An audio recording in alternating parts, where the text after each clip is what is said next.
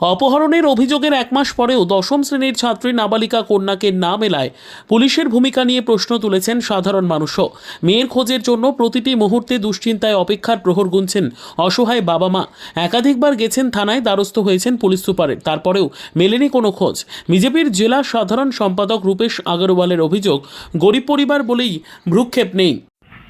দেখুন, যেহেতু পরিবারটা খুব দুস্থ পরিবারের মেয়েটাকে খুঁজে পাওয়া যাচ্ছে না। প্রায় এক মাস হয়ে গেল, পুলিশ এখনও মেয়েটাকে উদ্ধার করতে পারেনি এবং তৃণমূলের নেতাকর্মীরা তারাও কেউ সুপারিশ করেনি যে মেয়েটাকে উদ্ধার করতে হবে। তার কারণ হচ্ছে দুস্থ পরিবার আছে, সেখান থেকে প্রচুর পরিমাণ কাটমানি খেতে পারবে না, টাকা খেতে পারবে না সেই পরিবারের কাছ থেকে।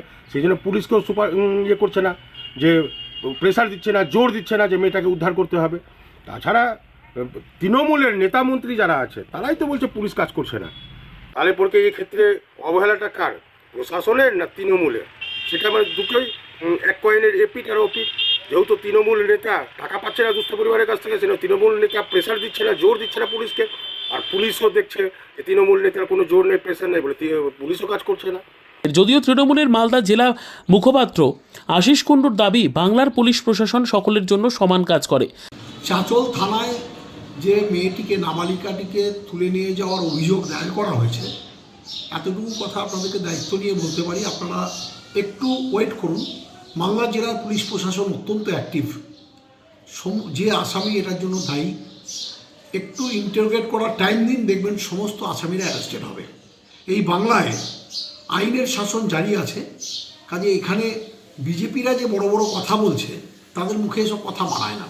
মালদা জেলার চাঁচল থানার কবিলহাট এলাকার বাসিন্দা অভাগিনী রায়, তার মেয়ে দশম শ্রেণীর ছাত্রী ফেব্রুয়ারি মাসের 18 তারিখ সন্ধ্যায় বাড়ির সামনে থেকে নিখোঁজ হয়ে যায়। প্রতিবেশী শ্রীকান্ত রায় এবং পার্শ্ববর্তী এলাকার সাগর দাস নামে দুই ব্যক্তির বিরুদ্ধে চাঁচল থানায় লিখিত অভিযোগ দায়ের করেন নিখোঁজ ছাত্রীর মা। তারপর আবার চলতি মাসের 5 তারিখ মালদা জেলা পুলিশ সুপারের দ্বারস্থ হন নাবালিকার বাবা মা। কিন্তু এক মাসের বেশি সময় অতিক্রান্ত, এখনও কোনো খোঁজ মেলেনি। তাদের মেয়ে কোথায় রয়েছে, কী অবস্থায় রয়েছে কিছুই জানেন না তারা। আদৌ জীবিত আছে তো, প্রশ্ন তুলেছেন অসহায় মা।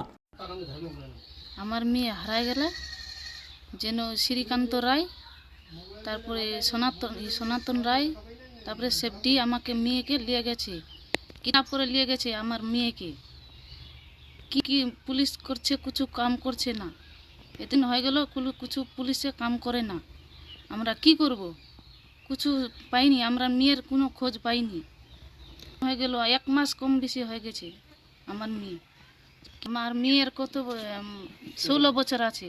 মেয়ে হারিয়ে গেছে কি মরে গেছে আমি কিছু নি জানি, কিছু খোঁজ খবর নাই। বাড়ি থেকে হেরে গেছে, বাড়ি থেকে নিয়ে গেছে। হ্যাঁ, রাত্রেবেলা নিয়ে গেছে। তারপরে আমরা কি করব ব্যবস্থা? কিছু কারা উঠে নিয়ে গেছে বাড়ি থেকে। এদিকে দুই অভিযুক্তের কোনো খোঁজ মেলেনি।